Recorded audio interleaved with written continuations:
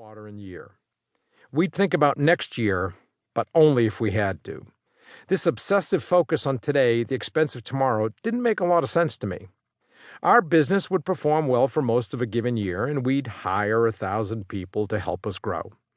Then in October and November, we'd create our plans for the coming year, only to realize we'd never make our numbers unless we laid off 1,000 people. So we'd do that, disrupting our business and the lives of all those people. Why, I wondered, hadn't we thought ahead and only hired, say, 200 people instead of 1,000? And yet, like most leaders, we didn't think we had a choice. We were working hard and doing the best we could, and we didn't see another way. My opportunity to change as a leader began in February of 2002 when I became CEO of the industrial conglomerate Honeywell, a $22 billion company with interests in aerospace, control systems, automotive, and chemicals. The company was underperforming, having struggled in recent years thanks to a botched merger with Allied Signal in 1999, a couple of CEO transitions, and failed attempts to sell the company to United Technologies Corporation and then to General Electric.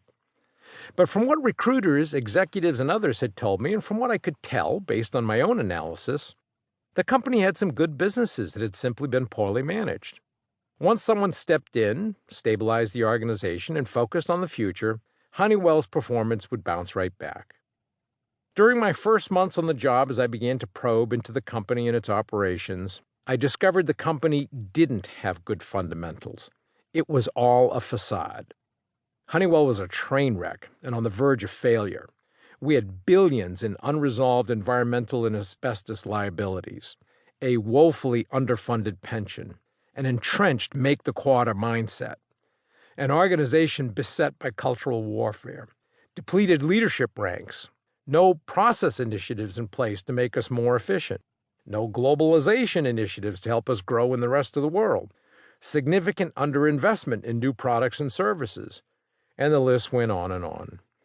But it got worse. Strangely, the board and the outgoing CEO refused me any access to our financials until July of 2002, when I became chairman. When I did gain access, I was hit almost immediately with a bombshell. Our finance team informed me that we'd have to significantly reduce our earnings commitment for the year. We wound up lowering our second-half earnings projections twice by a cumulative 26% within a period of weeks, infuriating analysts and investors who already lacked confidence in me. Investors knew I hadn't been a finalist in the competition to succeed Jack Welch as CEO at GE, and I hadn't been the first choice to run Honeywell.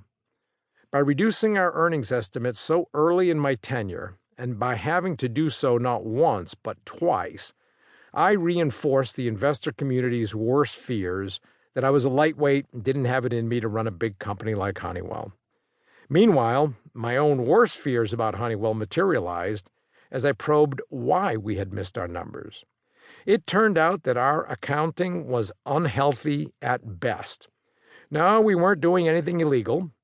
Everything fell within the parameters of permitted accounting practices, but the entire organization was gaming the system to try to make their numbers each quarter.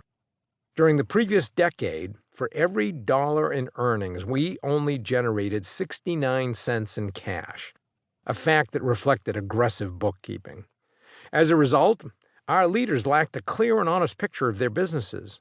Accounting is your primary information system for making decisions. So if that information is bad, your decisions will be bad too. Our leaders were going through the motions, only pretending to run their businesses strategically or even competently. It was all a big mess. Short-termism run horribly amok. Putting Honeywell on a new path. I was flabbergasted, pissed, disgusted, and then some. But I wasn't defeated.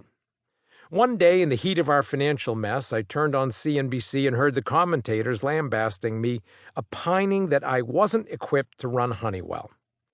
I listened to them, shrugged my shoulders, and returned to what I'd been doing. Someone in the room later told me how surprised they were that I didn't throw a hard object at the screen. But I wasn't angry. Rather, I was thinking to myself, I'm going to show them. I'm going to figure out these problems and turn this company around. I was making a habit then of carving out time to sit by myself, put aside the daily pressures of